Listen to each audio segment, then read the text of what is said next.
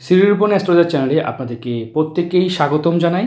আমি সিরিরূপণ অ্যাস্ট্রোলজার। আজকে একটা জাতকের হাত নিয়ে এসেছি। উনি ইন্ডিয়ান আর্মিতে চাকরি করেন। ওনার কিছু প্রশ্ন আছে। ওনার ওয়াইফের সঙ্গে ওনার সম্পর্ক বিচ্ছেদ হয়ে যায়, যার ফলে ওনার সেকেন্ড ম্যারেজ আছে কি না, বাদবাকি জীবন কেমন চলবে, সন্তান ভাগ্য কেমন হবে, এই নিয়ে ওনার প্রশ্ন। অবশ্যই তার উত্তর দেব। সঙ্গে থাকুন, সম্পূর্ণ ভিডিও দেখুন, স্কিপ করবেন না। আর আমার চ্যানেলে দেখতে পাবেন আপনারা প্রত্যেকটা হাতে রিয়েল হাত আমরা কিভাবে বিচার করি। এই ভিডিওর মাধ্যমে সেটা আপনারা বুঝতে পারবেন, ঘরে বসে আপনারা আলোচনা করতে পারবেন। যদি কোনো মানুষের হাতে আমরা প্রথম রেখা যেটা আলোচনা করব, প্রথম রেখা হচ্ছে আয়ু রেখা বা জীবন রেখা। জীবন রেখা এখান পর্যন্ত এসেছে, এই পর্যন্ত অস্পষ্ট আছে, লক্ষ্য করে বুঝতে পারবেন। জীবন রেখা যদি কারো স্পষ্ট না থাকে, সেই ক্ষেত্রে প্রতারণা হওয়ার যোগ খুব বেশি বেশি লক্ষ্য করা যায়।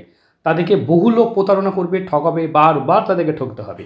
অ্যাকচুয়ালি মাঝে মাঝে মনে হয় আমার যে আয়ুরেখার নামটা বদলে রেখে দিই, এটা আত্মবিশ্বাস প্রতারণা করার রেখা। কারণ কেন বলি রেখাটার নাম, কারণ এই রেখাটাই হচ্ছে মেন রেখা, যেখানে মানুষ তার মনের জোর, আত্মবিশ্বাস, কনফিডেন্ট, সাকসেস রেশিও সব কিছু এই রেখাটাই আমাদের সঙ্গে থাকে। তাহলে এই রেখাটা দুর্বল হওয়া মানে তাকে বারবার প্রতারণা শিকার হতে হয়। তাই প্রতারক রেখা বলা যেতে পারে এই রেখাটা। প্রতারণা এত বেশি হয় এই রেখাটা খারাপ থাকলে, তাদের জীবনে বারবার ঠকতে হয়। যাই হোক, সেটা আমরা পরে আলোচনা করব। এই মুহূর্তে দেখব জাতকের মস্তিষ্ক রেখা। দেখুন, মস্তিষ্ক রেখা খুব সুন্দরভাবে নেমে এসেছে। তো মস্তিষ্ক রেখা একদম মিডিয়াম মস্তিষ্ক রেখা, যথেষ্ট ইন্টেলিজেন্ট, বুদ্ধিমান, সব ঠিক আছে। বিদেশ যাত্রা বা বাইরে যাওয়ার যোগ এটাও দেখতে পাচ্ছি। জাতকের এই মুহূর্তে বাইরে পোস্টিং আছে, ঠিক আছে। কারণ ইন্ডিয়ান আর্মি, আমি অনেক কিছু গোপন ফাঁস করতে পারবো না, কারণ দেশের জন্য যারা কাজ করেন। আর যারা গরিব মানুষ, সকাল 6টা থেকে 7টার মধ্যে ফোন করবেন।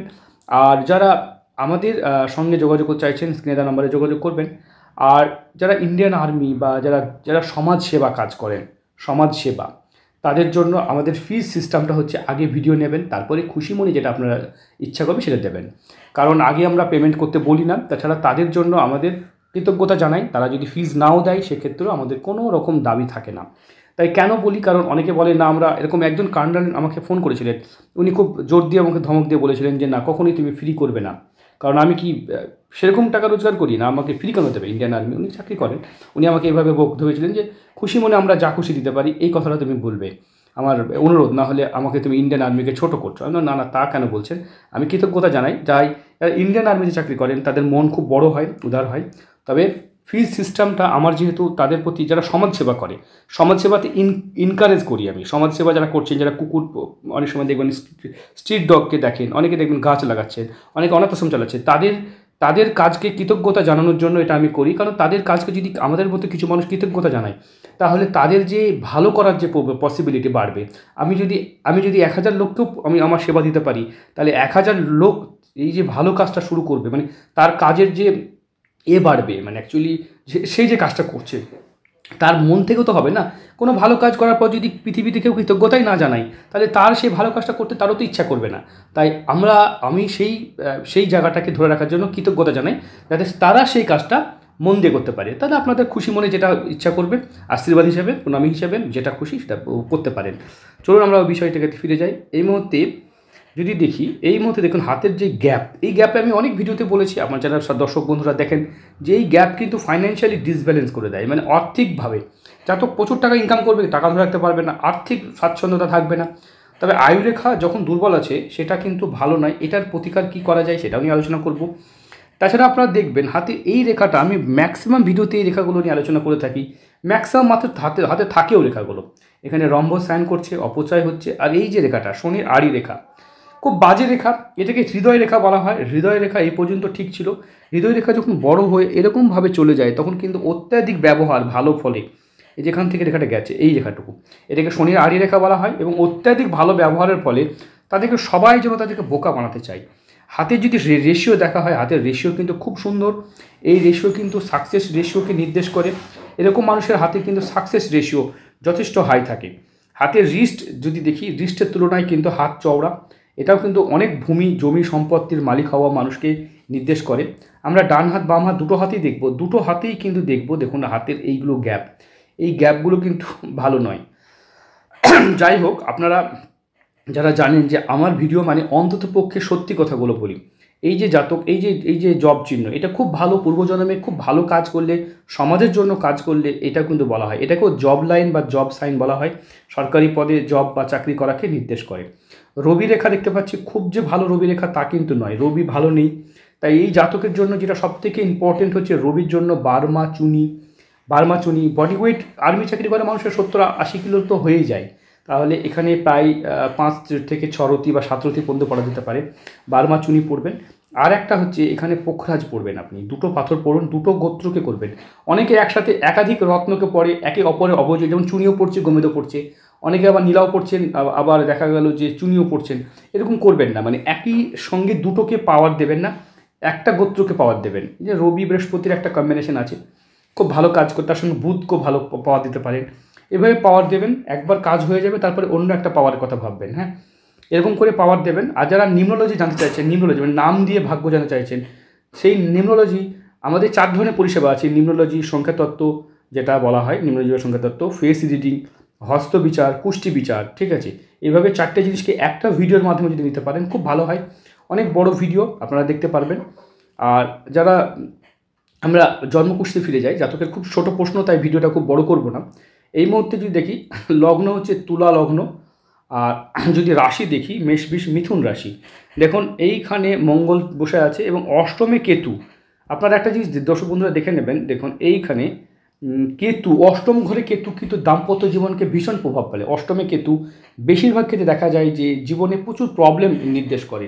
এবং আপনার মঙ্গল নবমপতি, আমরা যদি দেখি দ্বিতীয় স্থানে যদি দেখবো আমরা রাহু, 3, 4, 5, 6, 6, 7, 8, 9, 10, 11, 12। বৃহস্পতি দ্বাদশপতি হওয়ার ফলে গুরুবল, আত্মবল ঠিক নেই। তাছাড়া আপনার মঙ্গল দেখবো আমরা, মঙ্গল 16 ডিগ্রিতে অবস্থান করছে, আদ্রা নক্ষত্রে অবস্থান করছে, ঠিক আছে। শনির মহাদশা চলছে আপনার, শনির মহাদশা 2036 পর্যন্ত। এই সময় লিটিগেশন খিচিবিচি লেগেই থাকবে, এটা একটা প্রবলেম। তারপরে শনির সঙ্গে কেতু দেখতে পাচ্ছি, এই যে কেতু 24 পর্যন্ত চলছে, শনি কেতুর যোগ, এটা 2024 পর্যন্ত চলছে। এই সময়টা খুব খারাপ, তবে আপনার মেনলি সময় খারাপ হচ্ছে 28, মানে বুধ আপনার খুব খারাপ গেছে। এটা হচ্ছে 28-10-2020 থেকে 7-7-2023, এটা খুব বাজে সময় আপনার, এই সময়টা খুব বাজে যাবে। তারপরে কেতু ঢুকেছে, এটা আরও বাজে সময়। 2024 আগস্টের পর থেকে আপনার বিয়ের একটা যোগ আসছে, 2024 আগস্টের পর থেকে, মানে এই 2000, এই যে শুক্র যোগটা আসবে, শনির সঙ্গে শুক্র যোগটা আসছে, এই যোগটা দেখতে পাচ্ছেন, এটা 15 আগস্ট 2024 থেকে 16 অক্টোবর 2027, এর মধ্যে বিয়ের যোগ আসছে। প্রতিকার এর আগেই করিয়ে নেবেন, না হলে প্রতিকার সেভাবে কাজ করবে না। নবম কুণ্ডলী আমরা 1, 2, 3, 4, পঞ্চমে দেখব। নবম কুণ্ডলীতে কিছু গণ্ডগোল আছে। যেহেতু আপনি ইন্ডিয়ান আর্মিতে চাকরি করেন, তা আমি এখানে অনেক কথা সেন্সিটিভ টপিকগুলো আলোচনা করতে পারছি না, কারণ আপনাদের ভিডিও বোঝানোর জন্য ইন্ডিয়ান আর্মির মানে যেহেতু ভিডিও করছি, অনেক সেন্সিটিভ টপিক আমি আলোচনা করতে পারছি না। যারা মনে করছেন যে সেন্সিটিভ বিষয়গুলো আলোচনা করবেন, আমার তো ভিডিওর বাইরে 7 দিন সময় পাবেন। জাতককে আমরা 7 দিন 7 ডেজ সময় দেব। 7 দিন সময় পাচ্ছেন উনি মন খুলে আমার সঙ্গে কথা বলতে পারেন, যে কোনো প্রশ্ন নিয়ে ডিসকাস করতে পারেন, কারণ এই চ্যানেলে আমি কখনোই কোনো সেন্সিটিভ ভিডিও দিই না, যারা জানেন। আর এই জাতকের হাতের যদি দেখি, হাতে সাকসেস রেশিও যথেষ্ট ভালো আছে। এখানেও দেখুন আয়ু রেখা কিন্তু দুর্বল আছে, এই পর্যন্ত আয়ু রেখা আছে, আয়ু রেখা দুর্বল আছে। তাছাড়া জাতকের সঙ্গে যে ফ্রড বা চিট হচ্ছে, এটার জন্য যেটা করা উচিত সেটা অবশ্যই আমি বলে দেবো, যেটা করলে জাতকের ভালো হবে। এত রাহু রেখা, এগুলো কিন্তু প্রচুর বিপদ রেখাকে নির্দেশ করে, এগুলো কিন্তু বিপদ রেখা হাতে যারই থাকবে। এই বয়সসীমা কীভাবে বিচার করবেন, এখান থেকে এই পর্যন্ত 100 বছর, তাহলে আনুমানিক 50, এইভাবে বয়সটা হিসাব করবেন। যদি আমরা হৃদয় রেখার বয়সসীমা বার করা শিখি, তাহলে এইখান থেকে এটা 100 বছর, তাহলে এইভাবে আমরা এখান থেকে স্টার্ট হয় 25, 50, এটা 75, এটা 100, তাহলে এইভাবে বয়সসীমা হিসাব করবেন। তাহলে কোন বয়সে কোথায় যে কোনো যখন ভেঙে থাকবে সেটা বোঝা যাবে। আমরা ঠিক এইভাবেও কিন্তু এই বয়সসীমাটা ভাবতে পারি। এভাবে দেখলেও কিন্তু এর বয়সসীমা, মানে এই আয়ু রেখার বয়স, মানে মস্তিষ্ক রেখার বয়সসীমাও বিচার করা যায়। এভাবে আপনারা বিচার করতে পারবেন। আর আমার ভিডিও রিয়েল হাতের উপরে ভিডিও হয়, এই হাতে কিছু প্রশ্ন করেননি, আর আমি কিছু ব্যক্তিগত তথ্য আলোচনাও করতে পারলাম না। যাই হোক, তবে জাতকের বাড়িঘর সব কিছুই হবে। সন্তান কেস কাচারি মামলা মোকদ্দমার মধ্যে জড়াতে হবে, সেখান থেকে ভালো কিছু মানে ইঙ্গিত করছে না। অনেক সময় কী হয়, কেস উল্টো দিকে ঘুরে যায়। তাই আপনার প্রতিকার হিসাবে কিছু প্রতিকার অবশ্যই করবেন, মঙ্গলের প্রতিকার অবশ্যই করবেন, কারণ মঙ্গল আপনার খুব ভারী, তাছাড়া এই রেখাটারও প্রতিকার করবেন, এটা খুব খুব ইম্পর্টেন্ট। শনির এবং রাহুর প্রতিকার করবেন, এই জায়গাটার প্রতিকার, দুটো জায়গায় প্রতিকার করলে মেনলি আপনার সব ঠিক হয়ে যাবে।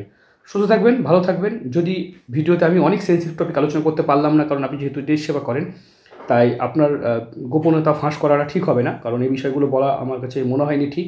তাই আপনারা যারা আমার সঙ্গে যোগাযোগ করতে চাইছেন, স্ক্রিনের নাম্বারে যোগাযোগ করবেন। আর ভিডিওটার অবশ্যই সাবস্ক্রাইব করবেন চ্যানেলটাকে। এই ভিডিওর বাইরেও আমার চ্যানেলে অনেক ভিডিও আছে, আপনারা গিয়ে দেখুন। ভালো থাকুন, সুস্থ থাকুন, দেখা হবে অন্য কোনো ভিডিও নিয়ে।